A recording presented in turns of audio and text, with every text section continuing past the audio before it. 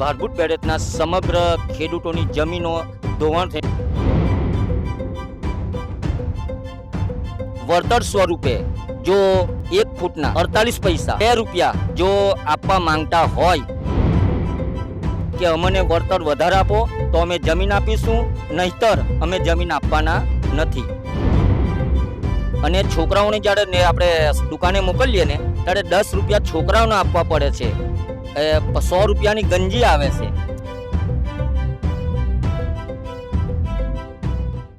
અંકલેશ્વર તાલુકાનું જૂના ધંતુરિયા ગામ નર્મદા નદીને કાંઠે વસેલું હતું, પરંતુ કાળક્રમે નદીમાં આવતા ઘોડાપૂરને પરિણામે આ ગામ આજે નામશેષ થઈ ગયું છે.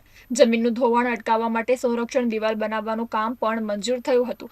જો કે આ કામગીરી પણ અધૂરી રહેતા આખરે નર્મદા નદીના ધસમસતા પાણીથી થપાડમાં મહામૂલી જમીનનું ધોવાણ સતત વધતું ગયું છે. હાલ ભાડભૂત બેરેજ યોજના હેઠળ ભરૂચ અને અંકલેશ્વરના કાંઠા તરફ સંરક્ષણ પાળાઓ બનાવી જાહેરાત કરવામાં આવી છે. 1992 થી અત્યાર સુધીમાં અંકલેશ્વર તરફના કાંઠાની 2300 એકરથી વધારે જમીન ડૂબમાં ગઈ છે. ડૂબમાં ગયેલી જમીનના મામૂલી ભાવ જાહેર કરવામાં આવતા ખેડૂતોમાં રોષ જોવા મળી રહ્યો છે. સરકારે 2025ના એવોર્ડ જાહેર કરી 2011ની જંત્રી મુજબ વળતર ચૂકવવાનું નક્કી કરતા ડૂબાણમાં ગયેલ જમીનની કિંમતમાં 80% કાપ અને બચી ગયેલી જમીનનું વળતર પણ 2 રૂપિયાથી લઈ 20 રૂપિયા ફૂટ જાહેર કરતા ખેડૂતોમાં ભારે કચવાટ જોવા મળ્યો છે. તો એ જે જમીન છે જે એને બાપ દાદાના સમયથી એ જે જમીનની ઉપર ખેતી કરીને પોતાનું જીવન ગુજારે છે, તો એ 48 પૈસા ને 72 પૈસા ને 3 રૂપિયાના ભાવે જમીન સરકારશ્રીમાં આપવાની એ કેવી રીતે શક્ય બને? ખેડૂતો માનનીય નરેન્દ્ર મોદી સાહેબના જે આ પ્રોજેક્ટ છે એની સાથે જ છે અને સાથે હતા જ, પરંતુ આ જે ભાવ અને જોયો અને એના પરથી ખેડૂતોને એવું લાગ્યું કે જાણે ભરૂચ જિલ્લાના ખેડૂતોની સાથે કોઈ મસ્કરી કરી હોય એવું લાગી રહેલું છે. અમે કોઈ પણ સંજોગોમાં આ રીતે અમારી જે જમીન છે એ આપીશું નહીં, અને જ્યાં સુધી અમને સુરત, વલસાડ અને નવસારીની જેમ યોગ્ય વળતર ચૂકવવામાં ના આવે ત્યાં સુધી અમે અમારી જમીન આપવાના નથી. અને સરકારશ્રી જો અમને 48 પૈસાના ભાવે જમીન આપતા હોય તો અમારા તમામ 6 ગામના ખેડૂતો જમીન ખરીદવા માટે પણ તૈયાર છે. અસરગ્રસ્ત ખેડૂતો રોષપૂર્વક જણાવી રહ્યા છે કે ખેતીલાયક જમીનો સરકારની બેદરકારીના કારણે ડૂબમાં ગઈ છે. 2013માં જમીન ગેબિયન વોલ બનાવવા માટે આપી હતી, પણ કામગીરી કરાઈ નથી, જેને પરિણામે ખેડૂતોએ જમીન ગુમાવી દીધી છે અને મહામૂલી જમીનના કોળીના દામ મળી રહ્યા છે. આખા ગામની જમીન નર્મદા નદીમાં વહી જતા ખેડૂતો સહિત સ્થાનિક ગ્રામજનોની મુશ્કેલી પણ વધી છે અને સરકાર દ્વારા હજારો એકર જમીનનું ધોવાણ બાદ પણ યોગ્ય ધ્યાન આપવામાં આવે તેવી લોકો માંગ કરી રહ્યા છે. એક સમયે નર્મદા નદી અંકલેશ્વર તરફ વહી રહી હતી, પરંતુ સમય જતાં ધીમે ધીમે પાણીનું વહેણ બદલાયું. નર્મદા નદીના વહેણ બદલાયા બાદ જે નર્મદા નદી છે તે ભરૂચ તરફ વહેવા લાગી. ફરી જે નર્મદા નદી છે તે અસલ સ્વરૂપમાં જોવા મળી રહી છે અને ધીમે ધીમે અંકલેશ્વર તરફ જેનું પ્રયાણ કરવા લાગ્યા છે અને ધીમે ધીમે ખેડૂતોની જે જમીનો છે તે ધોવાવા લાગી છે. તે તમને દ્રશ્યો બતાવું કે આ જમીનો જે છે તે ધીમે ધીમે જે વહેણ છે તેનું બદલાતા આ જે નદી છે એ અંકલેશ્વર તરફ પ્રયાણ કરતા જ ખેડૂતોની જમીન મોટા ભાગે જે છે તે જમીન ધોવા લાગી છે અને મોટા પાયે નુકસાન છે જમીનો ધોવાતા ખેડૂતોને મોટા પાયે નુકસાન થવા લાગ્યું છે. એક બાદ એક પૂર આવતા ત્યારબાદ પણ જમીનો ઘણી ધોવાઈ અને ખેડૂતોને જે છે તે મોટું નુકસાન જોવા મળ્યું. 1992માં ખેડૂતો દ્વારા પ્રોટેક્શન વોલને લઈને રજૂઆતો કરવામાં આવી. ત્યારબાદ 1992 બાદ જે પ્રોટેક્શન વોલ માટે મંજૂરી પણ થઈ, પરંતુ અમુક વિવાદોને લઈને એ કામ અટકી પડ્યું. ત્યારબાદ એ પ્રોટેક્શન વોલ બનાવવામાં ન આવી. શા કારણે બનાવવામાં ન આવી તે બાબતે ખેડૂતો સાથે વધુ ચર્ચા કરીશું, પરંતુ આ જે જમીનો છે તેનું ધોવાણ ઘણું બધું થઈ રહ્યું છે. અત્યાર સુધીમાં જે ધોવાણ છે અટકતું નથી.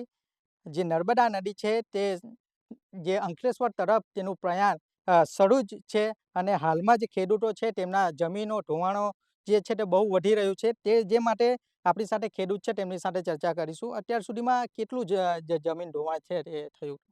અત્યાર સુધીના 23ની અંદર જ્યારે ભારે રીલ આવવાથી લગભગ મારી ગણતરી મુજબ ધનતુરિયાથી તે ગોલ્ડન બીચ સુધી અમારા ભારભૂત બેરેટના અસરગ્રસ્ત ખેડૂતોની જમીનો અત્યારે લગભગ 20થી 25 એકર જમીન જેવી ધોવાણ થઈ ગઈ છે.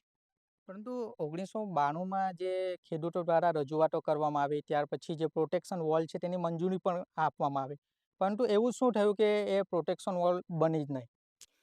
હવે એમાં 1992થી અમે જે લડત કરતા હતા તેની અંદર સરકારને બહુ રજૂઆત કરી હતી કે ભાઈ આ પ્રોટેક્શન દિવાલ બનાવો, જેથી અમારા ગામની જમીનો, અમારા જે નદી કિનારાના જમીન જે છે એનું ધોવાણ બહુ મોટા જ પ્રમાણમાં થઈ રહ્યું છે.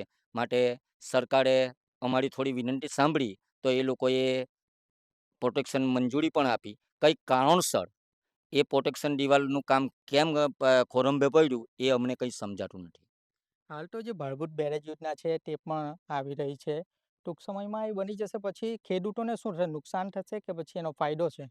ખેડૂતોને 100-110% જેવું નુકસાન થવાનું છે.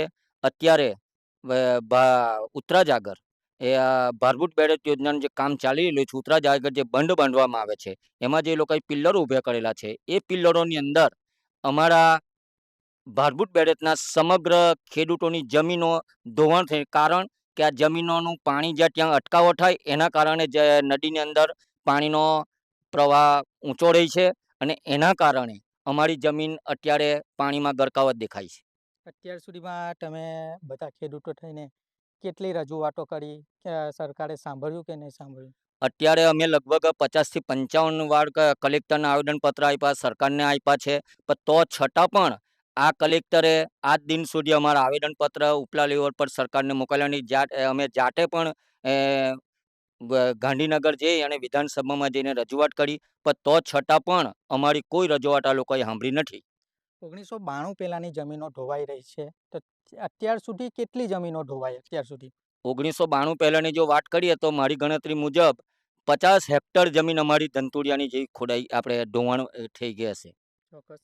અને ખાસ તો કહેવાય કે જે સ્મશાનનો ભાગ છે, સ્મશાનનો ભાગ પણ હવે રહ્યો નથી. તો આ સ્મશાન માટે પણ લોકો માંગણી કરી રહ્યા છે. તો હવે સ્મશાન માટે લોકો ક્યાં જઈ રહ્યા છે? આ સ્મશાનો માટે લોકો અત્યારે ધંતુરિયાના માણસો છે એ પોતાની આપણે માનવતા દાખવીને પોતાના ખેતરની અંદર આ શબને બારવા દે છે. અને અમારી પાસે એવી કોઈ જમીન પણ નથી અને કોઈ જગ્યા પણ અમારી કને એવી નથી કે ત્યાં અમે સ્મશાન ગૃહ બનાવી શકીએ. ચોક્કસ. તો હવે કેવી માંગ છે તમારી? ખેડૂતોની શું માંગ છે? અમારી એક જ માંગ છે કે તમે પ્રોટેક્શન દિવાલ બનાવો. પહેલાં આ લોકોએ એક ભૂલ કરી કે પહેલાં એ લોકોએ ઉત્તરાજ સામે બંધ બાંધ્યો, પરંતુ જો જમણા કાંઠા ભાડભૂત તરફ એ લોકોએ બંધ બાંધવાનું કામ કર્યું તો આ ધંતુરિયા તરફ પણ એમને બંધ બાંધવાનું આપણે પ્રોટેક્શન દિવાલ બાંધવાનું કામ કર્યું હોત તો અમારી જમીનનો ધોવાણ અટકી જતે અને ત્યાં પછી એ લોકો કામ કરતે. પણ આ લોકો મનસ્વી રીતના એમના ઓરમાયું અમારા ખેડૂતો સાથે વર્તન કરીને આજ દિન સુધી એ લોકોએ કોઈ જ પગલાં લીધા નથી. તો અત્યાર સુધી સરકારે તમારું સાંભળ્યું નથી. શું લાગે છે હવે પછી સરકાર સાંભળશે ને પ્રોટેક્શન વોલ છે તે ઊભી કરશે? શું કરે?